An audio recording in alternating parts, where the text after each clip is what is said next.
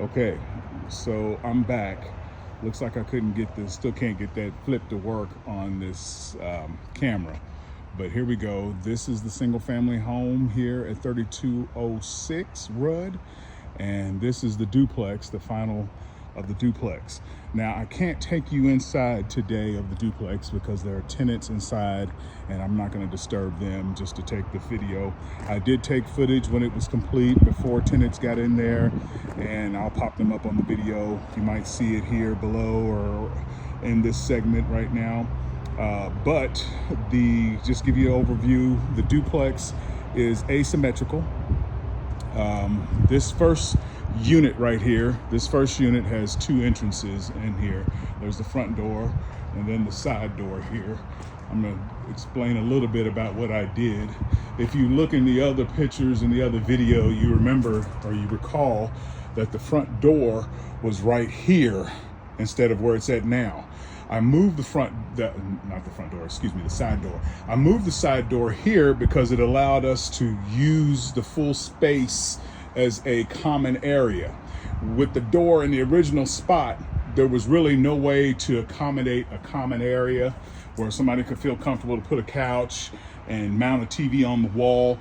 But once we moved the door to the side here, we were still able to utilize the steps, so we didn't have to do anything with these hard concrete steps. The railing still worked out like it was supposed to.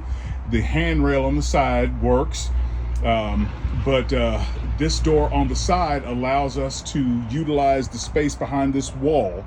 You know, we ended up doing is just boxing in the wall and utilizing this space as a common area. So now this is a 3-bedroom, 2 full bath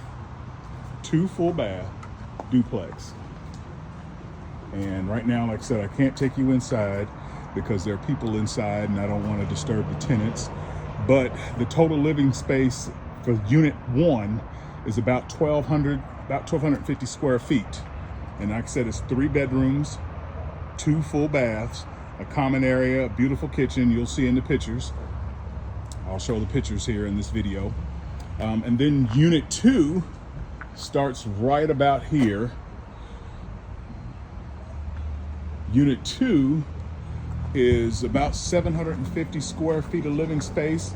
It is 2 bedroom, 1 full bath, and it has a dedicated storage section here. This storage, if you see in the old pictures, used to have a window to the side of the house inside the storage.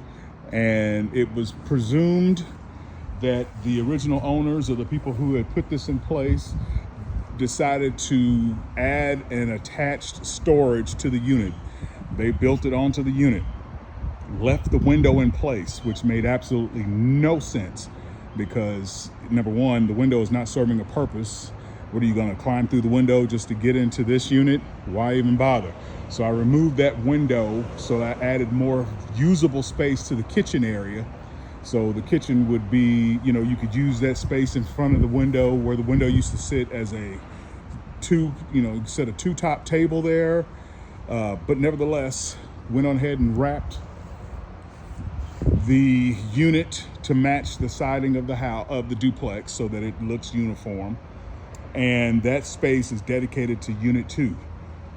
Now, how we did this, I know we had a bunch of grandiose plans in the beginning, what we were going to do and how we were going to do it. And yes, it worked out. What we did is we finished renovating unit 2, put it on the market to rent. And while this one was being occupied, it was generating income while we focused our efforts on unit 1. I'm sorry, the front one is unit 1, this back one is unit 2. But we filled the occupancy on this unit, generated and pulled income in while we were working on this one. And we got $900 a month for this unit. And finally, when we finished this, and it took a while to finish because we had some setbacks, a couple of issues when it came to unit 2 here, we had a pipe that burst. Right after Christmas, day after Christmas, there was a huge cold spell snap that came through here, and temperatures plummeted below 19 degrees, below zero. And the pipe that was up in the roof area up in here burst. And it ran, that pipe had water gushing for 48 hours before we realized what had happened. And this happened right after we had completed all renovation of Unit 2, and we had just put it on the market. We had to pull it off the market, repair the water damage, which set us back about $6,000. I know I said I had put contingency of that into the plan. So $6,000 of the extra money built into the financing was consumed to do repairs of the water damage. And that set us back a couple weeks. Then we started on Unit 1. We had some issues with the floor plan on Unit 1. We ended up putting a full bathroom upstairs, which is nice. It is nice up here. It's a nice, this whole unit is really nice. But it took some time to get the floor plan to work right. We finished Unit 2 in April of 2023. Finished Unit 2 in April 2023. Then we filled it. Had a tenant that came in there, and they occupied it. We got $1,350 as we predicted. We'd get $1,350 a month. We got $1,350, $950 here, so we're getting $2,250 income just off the duplex. Then we focused our efforts on the single-family home over here, and this was the major pain because of labor issues. We had a contractor who apparently we were proud of what he did on the duplex, but when he got into the home, he did a lot of things incorrect, and we had to fire him. And in the process of doing that, it set us back several months because his main issue was, I'm just gonna put it this way, he had other distractions, both personal and financial, that halted the project and that caused him to do shoddy work. He was not aware of rules and regulations of certain things. For example, here in Portland, if you have an existing structure that's a one-story structure, you are not allowed to build a second story without a variance and permits. We framed this, and I had given my instructions to my contractor, and in my opinion, I don't know what anybody else thinks, if the customer asks for something to be done, it's the general contractor's job to research it and make sure that it happens. It's their job to get all the permits or tell the customer that they need permits to do this. This was not relayed back to me, and now when we framed it, then had to get the framing inspector. When he came out here, he refused to sign off on the framing because we violated rules and code, building code, which we had to go back and get variances, which took months to complete. We had to get special permits, which took months to complete. And during that process, money was spent and money was exhausted because of wait times, because of paying interest on loans, because although the principal, I didn't have to pay on the principal for this thing for 6 months, the interest still accumulated. And I ended up having to get an extension, which meant that I had to pay the accumulated interest up to that extension point. And to be honest with you, to give you the full story, we had 2 extensions on this project. This project, instead of it taking 6 months, ended up taking 18 months to complete. Yes, that's a long time, but there's good news. If you stick with the story, if you stick with me, viewers, there's good news in this. The project, although it took 18 months, the value of the project was reassessed. And we believe, we're still waiting for the final appraisal reports to come back, but so far we're getting estimates, appraisal estimates, anywhere between $500,000 to $600,000 for this piece of property. Where at first the ARV was 275, but after it's all said and done with, we're thinking that it's going to be closer to 500, $500,000 at least, because we just got PVA came out here and reassessed the tax for this property. And although I bought the property at $60,000, they reassessed the property based on the duplex alone, at 178,000. They did not assess the house, the single family house, in with it because it was still under construction. So the house alone, we think this is basically new construction now. We know we're going to get at least 200,000 for the house, at least minimum. So that's 375, 400,000. So, and that's the PVA, what we think the PVA assessment is. And of course, market assessment is always higher than the PVA. So we're looking at least ARV. For anybody that wants to know, ARV on this is probably going to be closer to 500,000, maybe even 600,000 after it's all said and done with. The single family home building, getting this thing off the ground was a challenge. Like I said, framing went up before we got permits, so we had to stop work, go and get permits and variances. The city did work with us and we got the necessary variance. Also, what was also needed was conditional use permit. The original owners did not follow through to get this property listed as a multifamily. When they sold it to me, this had been a multifamily property for at least 60 years. We can go back 60 years in records, phone books, bills, utility bills, everything showing that this was a multifamily property for at least 60 years. The problem was the city rezoned Portland neighborhood to what's called a UN zoning, which is, I can't remember what the acronym, I want to say unconditional or something of that nature. But what that meant is nobody can have multifamily in this zone. And so every house in this area of Portland is listed in the UN zone. But if you had a multifamily that was pre-existing before they rezoned, I think they rezoned in 2013 is when it was rezoned. If you had a multifamily, you were supposed to go get a unconditional or unconditional.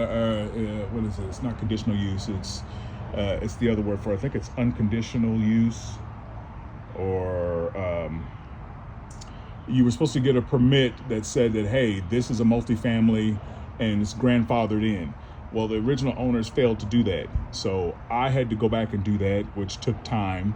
I ended up, during the process of me leasing out the Unit 2, is when we found out that we needed to have a permit to do that. So we went and took time to get that permit, which took some time and held up the process. And then we had to get an unconditional use permit, because in a sense, this is a triplex now. This is not a single family home. This is not a duplex property. This is a triplex property. What I mean by triplex, this house, instead of it being, the other thing I wanted to remind you, tell the fans or tell the listeners or viewers out there that, hey, one of the plan changed. We had plan changes with the floor plan when we were putting this house together. And one of the plan changes was that instead of it being a 3-bedroom, 2-bath, it is now a 4-bedroom, 2-bath house. When they built the suite up here on the top floor, I noticed that it was just too much room dedicated to 1 bedroom. And we realized that we could redesign, change a couple of things, walls around, and make it a 4-bedroom, which would give us greater return on investment, and we can rent this at a higher rate if we wanted to. So those changes pushed the project back a couple of weeks because it took time to redesign and come up with the floor plan that would work. And trust me, it works. When I take you on the inside of that, I can take you on the inside of this because right now it's empty. We just finished it. We do have an active lease on it, and they are scheduled to move in the 1st of June. We're just waiting for inspections to complete. But other than that, the house is ready for occupancy. We are planning to do some things with the landscaping. We're going to add concrete and do some changes here with the gates and stuff like that, make the gates a little bit more presentable. But we're going to change all this gravel to concrete because we realize that the gravel, although it's cheaper, there are some issues. As you see, grass is growing up, and although I keep putting down grass killer, this is going to be an issue, and I just don't like the aesthetic look. If it's fresh gravel, it really pops, so it looks good if all this was graveled, but the problem is, after a while, untreated, the weeds and stuff will grow up, and then it'll just be another nightmare to have to get, aesthetic look out of it. And I'm the type of person, if it don't look right, it could hurt your curb appeal. So we're going to take care of that. We're going to put some concrete down, also to help solidify the foundation in places and make it easier for people to park and get up into this property. That's the other reason why we put gravel down, is because when we started working and doing construction, especially rehab on this back unit, our vehicles kept getting stuck in the mud, especially during the winter and when ice and rain and stuff like that. It was very difficult. We even had a truck that had to be towed. We had to get a wrecker in here one day to get the truck towed out because it got stuck in the mud. So I opted to put gravel down here, and I could imagine if I had a tenant who lived in this back unit, it'd be a pain in the butt to make them have to go and park at the front of the unit, way out here on the street, and have to police and bring in their equipment, their bags, their groceries, their furniture, all the way to this back unit. So let's make it fair. Let me just see what I can do to pave this. So that's the last thing, that, and then we're going to put a deck on the back of this house so that it completes the finish on the back of the house. Now, as you can hear, there's a train coming through here. It's loud right now as I'm filming, and you can hear it, but once you get inside the houses, we did a lot to insulate the noise. Once you get inside the units, you can barely hear the train. You may hear the whistle, but that's about as far as it'll go. That's all you can hear. So technically speaking, this works. The noise of the train is just only outside when you step outside. But again, like I said, this is a good view, something that seems romantic to me. And as I stated in my previous video, there's a lot to this area.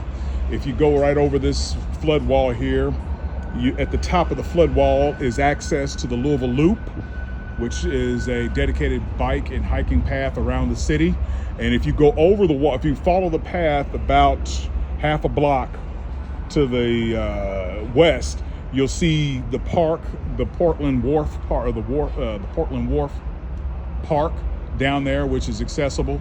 And then if you wanted to fish, you just go right to the park and then go right to the edge of the park to the banks of the Ohio River right there. So very good access, very romantic. This is a quiet area.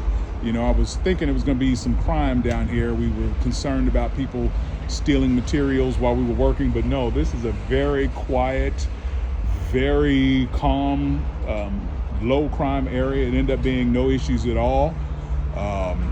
Our neighbors watch out for each other, and we have neighbors that have been here for some decades, and they themselves say that this area right here in Portland is very good. Right up the street is one of the best elementary schools in the city, Portland Elementary School. You're just walking distance from grocery shopping. You're about a minute from the expressway ramp. You're next to the library. The bus line comes right a block away from here.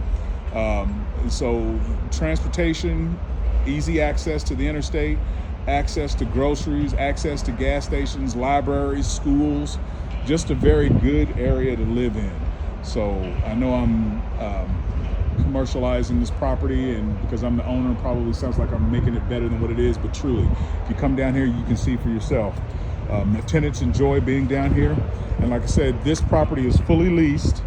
The tenant is for the house is gonna move in June 1st, and like I said, we just finished and completed this, and to get a tenant that quickly lets you know that this area is pretty nice. So we're gonna go through the front door real quick. I'm just letting you see the property as it is. We're gonna go into the house. Like I said, the duplex itself has been finished now for over a year, and it's been fully occupied for a year. And I've been collecting $22.50 a month income off of that property. And right now I'm still paying interest only on the loan because we've had, like I said, a couple of extensions. The loan does come due at the 15th of June, and we are refining this loan, and I'll go into the details here about what we are able to get and how it turned out. Although there was a lot of setbacks and we did go over budget, we had $200,000 set aside for the completion of this entire property. We're at $260,000 into the property, not including the down payment. So we're right at $300,000 total expenditure, right around $300,000 total expenditure on this property. And that's because we had about 8 months, 8 months of setback that caused us to spend more money while we were waiting, had to go back and get permits, retroactively go back and get things done. We had a couple of issues with plumbing. We had a couple of issues with electrical. We had a couple of issues with just construction in general, and labor costs had skyrocketed because we had to change contractors. But let's talk about this house first, and we'll get back into the ups and downs of the financial and the money side of it. So right now we just came through the front door, and I'm gonna stand over here in the corner. Electrical box, we're still waiting for electrical inspection right now. So that's why the box is visible like it is, but we intend on addressing that once the inspection is over with. But this is the front room, the common area, front room, the living room / living room.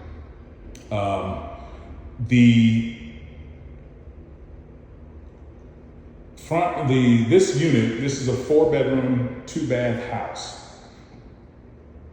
Total square footage is 1,850. That's 1,850 square feet. Yes, worth every penny of it.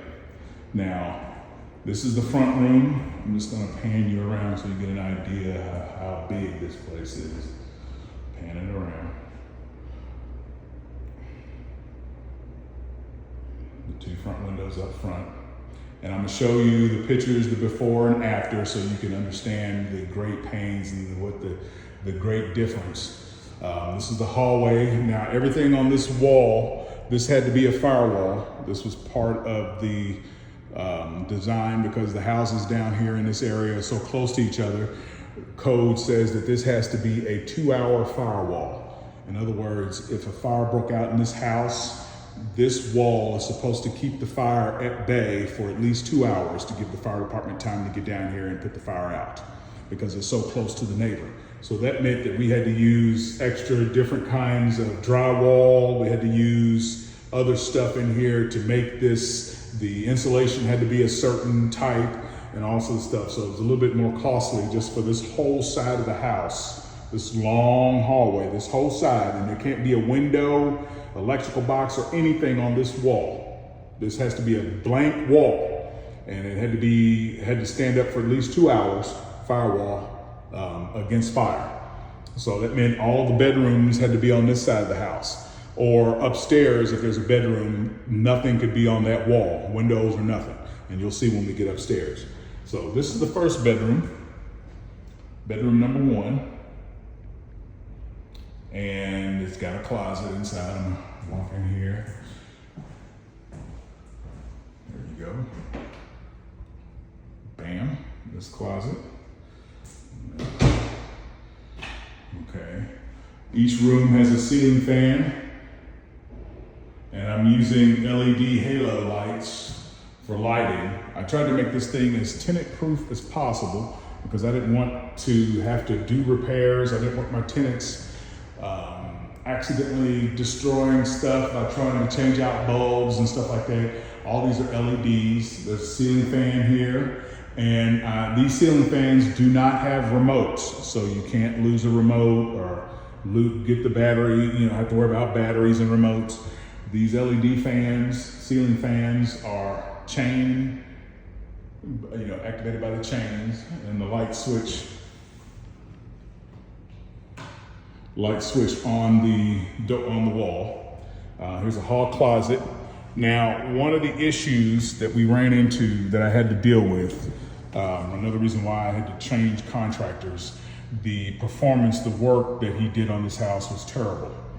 the original contractor. And when I mean terrible, as the saying goes, there's not a straight wall in this entire house. The second contractor came in and did his very best to try to fix what he could without knocking everything down, burning it down, and building it from scratch, costing even more money.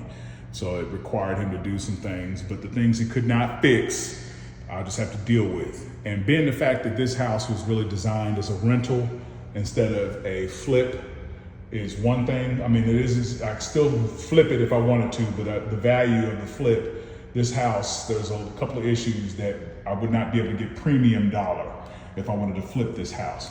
I could still flip it if I wanted to. I could still go, and the one thing I did not do or haven't done yet is I have not split the property. Like I said, we are financing this property as a triplex. We have the duplex that's asymmetrical, and then we have the single family home, and those units together is 3 units, and we're selling it we're financing it as a triplex, not a duplex by itself, not a single family home by itself, but a triplex. And with that, it means that I still have that option. You know, I talked about exit strategies in my last videos. That exit strategy is still on the table if I choose to do so. And that is to go through the trouble, get it rezoned, and split the property into 2 separate deeded properties, and sell off the house separately and keep the duplex, or sell out the duplex and keep the house. I can still do that because this is, like I said, this is a 4-bedroom, 2-bath, fairly new construction home that has 1,800 square feet of livable space. Okay, so the thing I was about to say about the shoddy work that was done by the first contractor was, you can see the gap. That's because the wall is not straight. I can pull it close, but the door itself is straight. The door is on there straight, but the wall bows out. And the only way to fix that is to tear down the wall and redo it. But this is also a load bearing, so I couldn't go through the trouble and the expense to do that. So we'll just have to make do with the fact that the door closes crookedly like that. There's nothing I can do at this point. I can try to hide it with some shims or something like that, and we may address that later. But that's one of the issues, one of the main flaws that we found that gave me pause about the contractor I had in place and why we had to change him out. And this did not come to light until after I had brought in the new contractor and he started doing work, and he came and said, these are the issues. And here's another issue. As you can see that curve in the wall, that's because this wall is not straight. And it would require doing a lot to tear down this wall to fix it. My contractor told me that this would cost this to do it. And I said, that's okay. We'll just save the money on the cost because we're already behind time, we're behind deadline, behind schedule, and over budget. So we're just gonna have to make do. And if it comes up, if somebody notices, just explain it to them. But yeah, there's not a straight line in the house. Some of these walls, my contractor had to put shims and had to put extra wood in behind just to get the drywall to sit right. Some places it worked, some places it didn't. Like for right here, you can see how this line is not straight. This box around, he could fix that, but we were in a hurry to try to meet deadlines, so I just left it and said, hey, we'll address it the next time. We need to get in there and do something with the HVAC. So, but here's the second bedroom. These are big, huge bedrooms, like I said, on this first floor, high, tall ceilings. Each room's got its own ceiling fan, its own separate closet. Let me turn the light in there, with a light in the closet. You know, some extra shelving in this room. Okay, we're gonna go down the hall. There's the thermostat control on the wall for the HVAC, air conditioning in this unit as well. Here's the first floor bathroom. This is a full bath. You can see me in there. Now, right here, my plumber, he has to do his plumbing inspection, so this is part of the inspection. That's scheduled for tomorrow. Like I said, we're trying to get everything inspected and straightened and ready for move-in on the 1st. Full bath. We got plenty of storage, plenty of space in this bathroom. It's fairly decent size.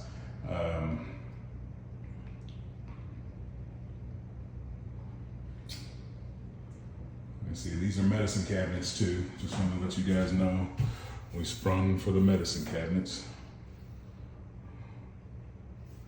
So these are not just mirrors on the wall. Okay. All right. And to give you an idea, we got extra cabinet space. We don't have a closet in the bathroom, so we went on ahead and put extra cabinets above the toilet and made sure there's cabinet space in the vanity. So if you needed to store stuff or put towels someplace, you can put them up there in the cabinet. Here is the washer dryer hookup. The water heater, this is electric, no gas, electric water heater. So this is one of these days we'll box it in. Somebody said we should have boxed it in. We should try to box it in to make it look like it's, isolated, so it's not visible. And we can do that. That's just an extra cost, trying to find ways to save money, because once again, we were over budget, past our debt. We had missed our deadlines and we were over budget. So we were trying to get the job done before the loan came due. Okay, so wash and dryer hookups in this area. Notice how there isn't a dryer vent here.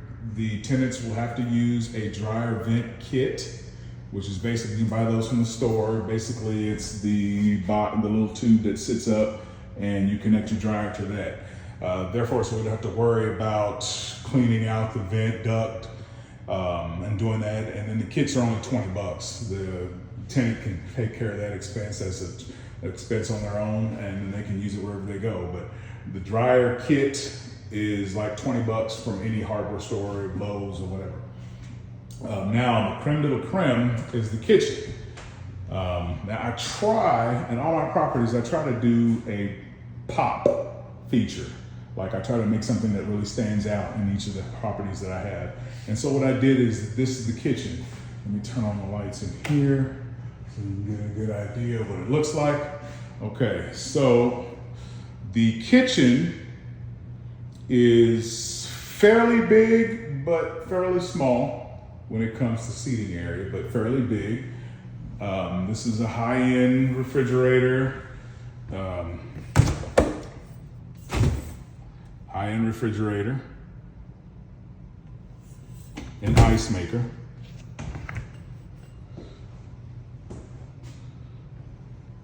These are not granite countertops, but these countertops are nice. I like the backsplash I picked out.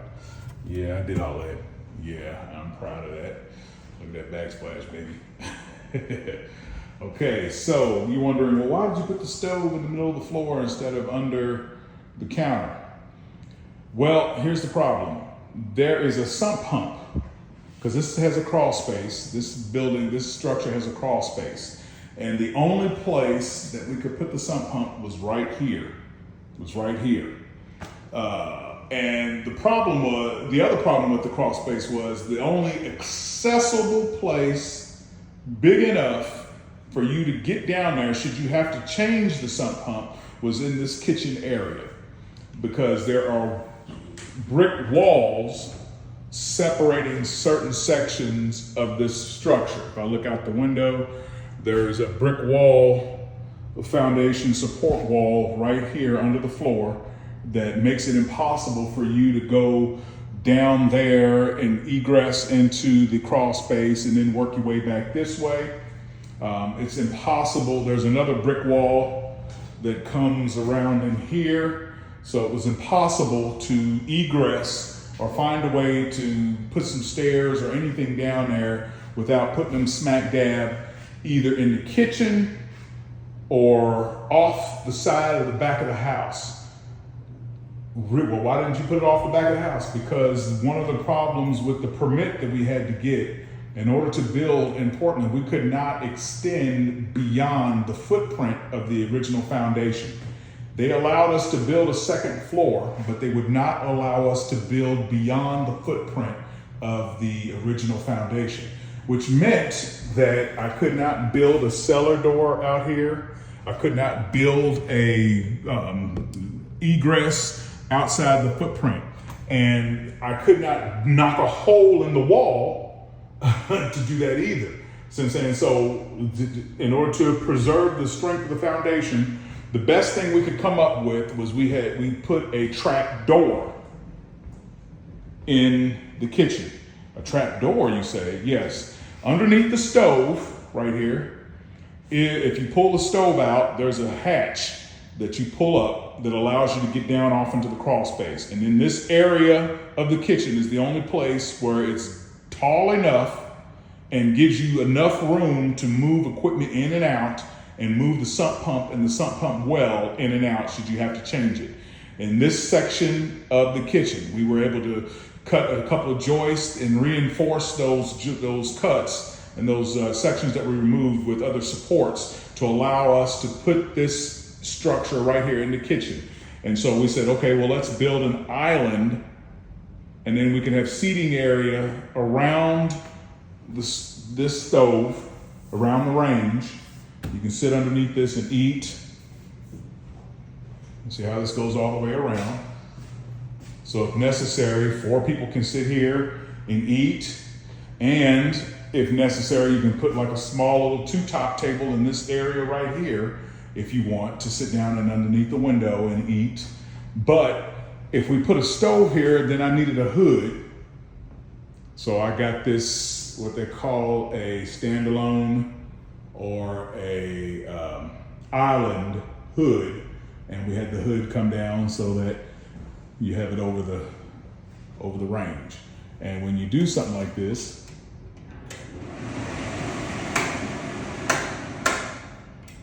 it gives it some pop. Everybody that comes in here says, oh my God, look at this kitchen. And yes, now once again, we made the hatch so that this is something that you shouldn't be getting down in this every day. That's why it's underneath the stove.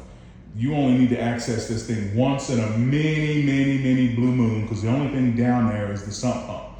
And sump pump may last 10 years before you have to worry about it. So I don't see why we needed to build an access into the crawl space if we're gonna be going down there once every 10 years. So why not make this a trap door? And you can't even tell it. When you look at it, if I walked around and you wouldn't even known it was down there. As a matter of fact, you still can't tell it's down there.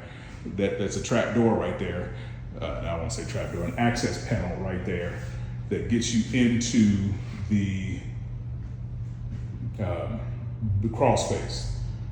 And then of course we got all this cabinet space up top, cabinet space at the bottom. And then we got a makeshift pantry over here with some shelving off the side. The only thing left to do in this house really basically is to work on the deck and figure out how we're gonna get the deck in here. We've already figured that out, so let me change that. It's gonna be 8x8, and then we're gonna build a fence line for the backyard, separating this house from the duplex as far as the yard.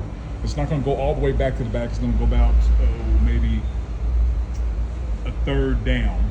You see where there is a property line or a survey line post right there. It's going to go about in that area is where the back of the fence line will be. And reason being is currently the same tenant that's leasing the duplex in its entirety is the tenant that will be leasing this house. But should I find a different tenant down the road, the tenant would definitely want to have their own privacy. So this guarantees it, this gives them a little bit of privacy. And once the fence line is built, you would never know that both the duplex and the single family home are on the same property, even though they are. So now we're gonna go upstairs to see the other 2 rooms.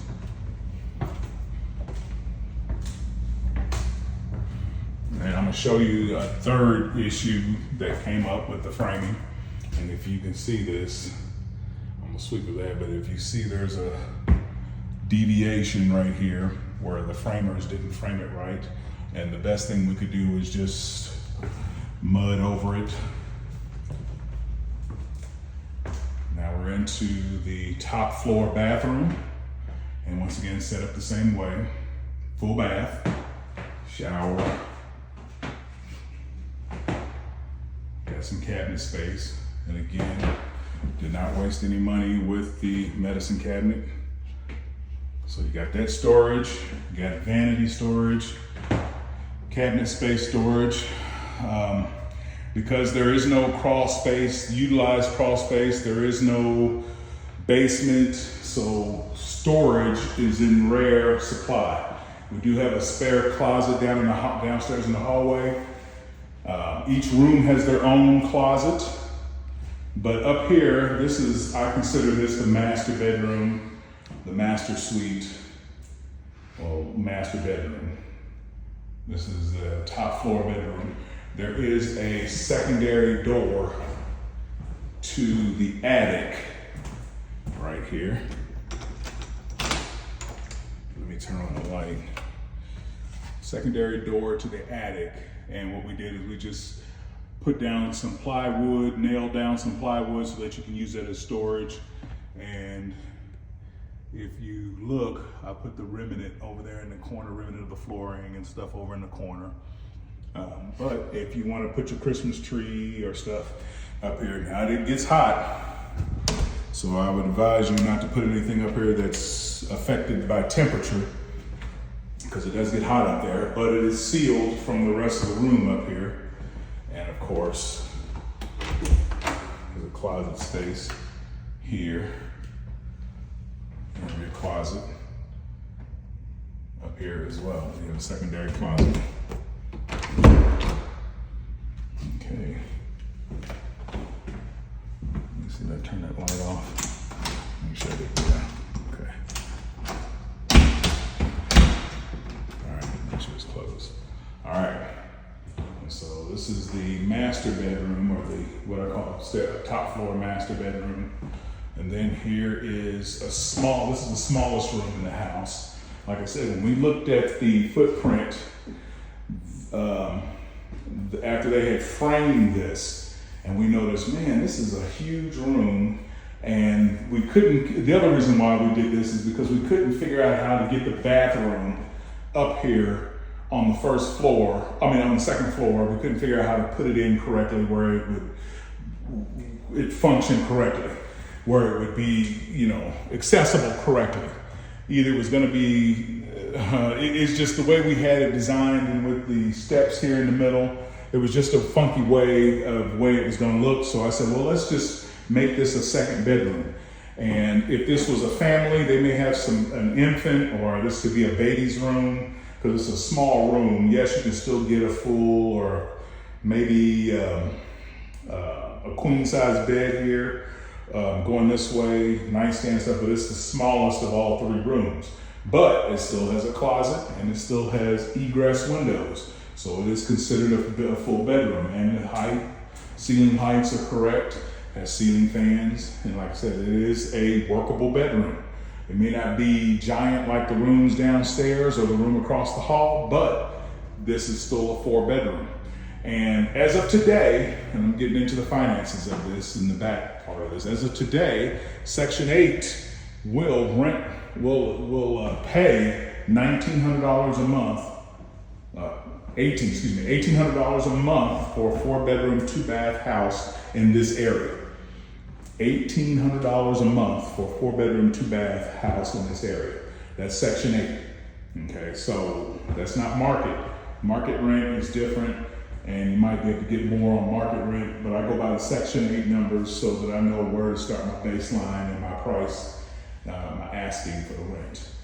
With that being said, this is leased already, and the lease was accepted last year at the beginning of construction of this. Like I said, the same tenant that has leased out the duplex wanted this unit as well. They are doing assisted living, so they needed the extra space for their clients, and it was an easy yes. So, but last year, when we were in the beginning stages of construction, this was a 4-bedroom that we were in. At about the time we decided to make it a 4-bedroom, I accepted the lease at $1,450. So right now we are very much under market rent on this unit, which is fine, because The $2,250 plus the $1,450 that I would collect on this gives us $3,700 collected income, $3,700 a month income, which is spectacular because the debt service, now here's the catch on this. You always have to have your exit strategies. We ended up deciding to refi and pull equity out of the loan. So we can use that BRRRR method that I spoke about earlier, which is buy, rehab, rent, refi, and repeat. That's the BRRRR method. Okay, BRRR method. So we're going to go ahead and just refi, and we're going to pull out equity out of the refi. Remember when I told you that this was estimated ARV now is about 500,000 to 600,000? Well, that's what we're getting with so far the appraisals are coming back, the estimated appraisals are coming back at about 500,000 on this. The PVA, as I spoke before, had already listed this worth at least 178,000. That's just for the duplex. They haven't come back to relist, to reevaluate the house. They haven't done that yet. They'll probably do that next year, do another assessment. But the assessment was based on just the duplex alone at 178,000. So I can only imagine with this house, we're going to get at least 200,000, on this. So that puts it right at almost 400,000 assessed value from the PVA. And if the PVA is looking at this at 400,000, the market no doubt will see this closer to 500,000, maybe even 600,000. So we are already in the process of refining this loan. We should know something within the next week or two, but I'm refining this, pulling 120,000 out of the loan. We're getting a DSCR loan on this, and we'll get, and I'm financing 375. I owe 220 is what I owe on the loan, on the mortgage on this right now. I'm gonna refi it and finance 375,000, which will give me about 120,000 cash equity pullout, which is still well below the 75% loan to value necessary to make this deal. So we're keeping $100,000 in our pocket, at least 100,000, maybe 120,000 is what we're shooting for in our pocket. At that finance rate, we get to finance it 30 years. We're looking at a 30-year mortgage now instead of a 20. We have a 30-year mortgage, and although the interest rate is about 7%, the interest rate on a 30-year mortgage of $375,000 puts our mortgage at about $2,500 a month. Okay, I'm collecting $3,700 a month income. That gives me about $1,200 a month profit between the debt service and the income. The debt service I'm wrapping both the property insurance and the property tax into that 375 to get that 25. Well, let me be conservative. Let's say $2,600 a month mortgage. $2,600 a month mortgage. So I'm collecting I'm collecting $3,700. I would be collecting as of June 1st, $3,700 a month, and my debt service would be $2,600. So it's $1,100 profit a month. Now, here's the kicker. This property has 2 water meters, 3 gas meters, 3 electric meters. So I don't have to pay any utilities if the tenant is the same tenant in all 3 units. So I have no shared utilities to pay. Only thing I would be responsible for at this current venture would be property tax, insurance, cutting the grass, and property management. So I'll be making a profit return on investment plus the equity in this property, I still have gobs of equity. If I'm financing 375 and it's valued at 500,000, I still have 120,000 worth of equity in the property. That's amazing. So return on investment, so I can refi again down the road if I wanted to. But the goal here is to keep this property and to continue to build wealth using this property as one of the anchor stones of my portfolio. So any questions, feel free to comment, put your comments below and I'll reply back to you as quickly as possible. But thank you for joining.